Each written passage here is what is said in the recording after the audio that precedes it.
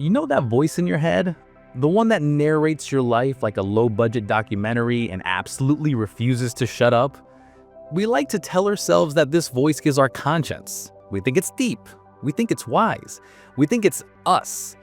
But let's be brutal. If that voice was an actual roommate living in your apartment, you would have changed the locks and called the police years ago. Because a good roommate doesn't stare at the ceiling with you at 3 a.m., replaying a 4K director's cut of that time you tried to high-five a blind guy in 2014.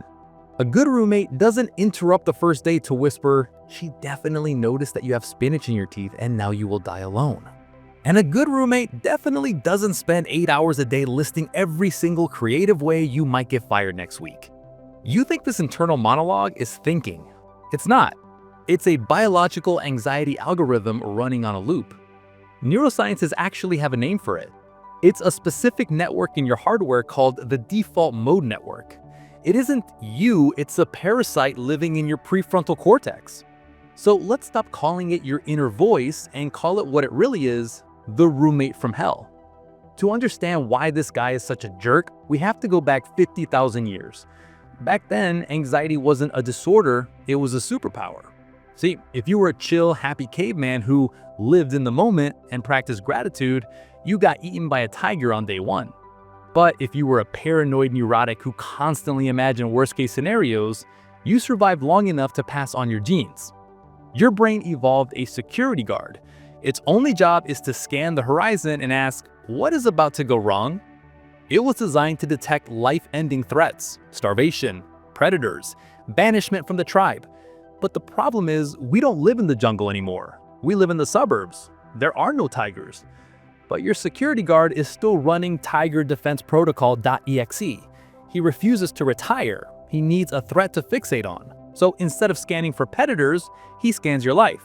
Did you leave the stove on? Did that email sound passive-aggressive? He turns a mildly awkward social interaction into a life or death survival situation. He isn't trying to make you happy, he is trying to keep you safe. And to him, safety means constant, unrelenting paranoia. Biologists actually have a formula for this. It's called the smoke detector principle. Think about a smoke detector. You want it to be sensitive. If it goes off when you burn toast, that's annoying. That's a false positive. But if the house is burning down and it doesn't go off, you die. That's a false negative.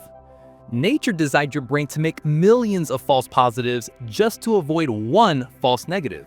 It is better to mistake a stick for a snake 100 times than to mistake a snake for a stick once. This is why you have anxiety for no reason. Your brain isn't broken, it's just a smoke detector that is calibrated to burnt toast. The roommate doesn't care if you are miserable as long as you are alive. Happiness was never part of the contract. But it's not just about tigers. The roommate is also obsessed with something else, status. In a tribe, if you were low status, you got the worst food. You got the worst mate. You died first.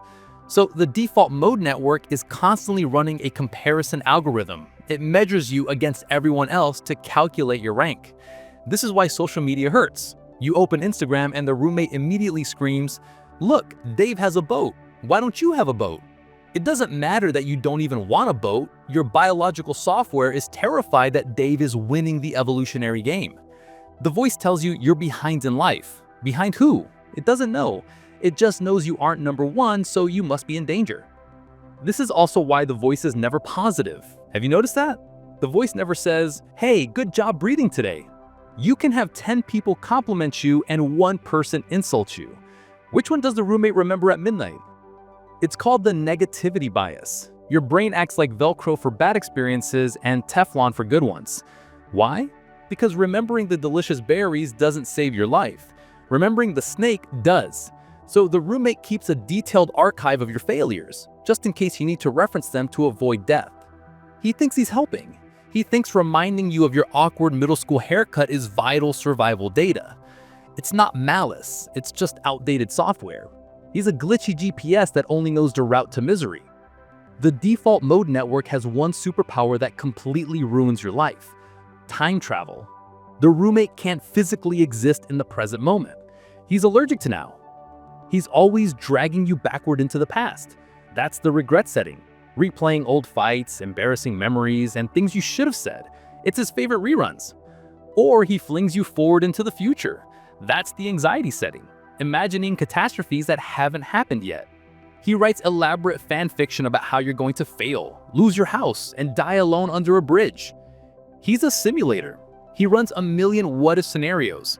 What if I trip at the wedding? What if I forget my speech? A Harvard study found we spend 47% of our waking life mind-wandering. That's half your life spent in a time machine. And here's the kicker. The study found that a wandering mind is an unhappy mind. Statistically, you are miserable when you travel. You're actually happier plunging a toilet in the present moment than you are sitting on a yacht worrying about your stock portfolio. You aren't being bored. You're being kidnapped by a time-traveling sadness algorithm. So how do we shut this guy up? Well, biology gave us a built-in kill switch. Your brain operates on a seesaw. On one side is the default mood network, the roommate. On the other is the task-positive network. This is the part of your brain that activates when you are actually doing something difficult, solving a problem, focusing. Here's the physics. They're anti-correlated. When the task network turns on, the default network must turn off. This is why you feel peaceful when you play sports or code or solve a puzzle. You aren't just having fun, you're starving the roommate. The brain literally doesn't have the energy to overthink and perform at the same time. This is also why you get your best ideas in the shower. You're doing a task, washing, so the roommate is distracted, but the task is easy so the creativity can flow. Scientists call this flow state. I call it the only time the goblin finally shuts his mouth. The moment you focus on the external world, the internal narration dies. The physics demand it. This is why distraction is sometimes the best medicine. You can't outthink the thinker, you have to outwork him. But here's where we get trapped. We think relaxing means doing nothing. We think it means better rotting. But passive consumption, like scrolling TikTok or watching TV, does not fully engage the task network. It leaves the engine idling. The DMN is still running in the background, just slightly quieter. This is why you can scroll for 4 hours and feel more anxious than when you started. You didn't turn the machine off, you just fed it high-speed junk data while it continued to whisper that you're a lazy failure. True rest isn't passivity. True rest is engagement. You have to do something to escape the roommate.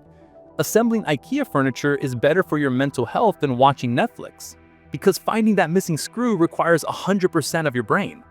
You have to give the brain a job or it will find one, and its favorite job is torturing you. The biggest trick the roommate ever played was convincing you that he is you. We identify with the voice. When it says, "I am angry," we think, "Yes, I am angry." You are drowning in the river instead of sitting on the bank watching it flow. But you don't have to listen. You can't delete the program, but you can revoke its admin privileges. You have to realize the fundamental truth. You are not the voice. You are the one listening to the voice. You are the observer, the witness, the guy watching the movie, not the character in it. Scientists call this metacognition. It's the ability to observe a thought without becoming the thought. It's the difference between saying, "I am a failure," and saying, "I am having a thought that I am a failure." When the roommate starts screaming about 2014, you don't have to argue with him. You don't have to fight him. You just have to treat him like a glitchy GPS. Thanks for the input, but I know where I'm going. The moment you stop identifying with the noise loses its power. He's not a demon. He's just a scared little monkey trying to protect you from invisible tigers. Pat him on the head, tell him there are no tigers in the office, and get back to work. You are not your thoughts. You are the space behind them. If you enjoyed this, subscribe for more. And leave a comment. It really supports the channel. Thanks for watching.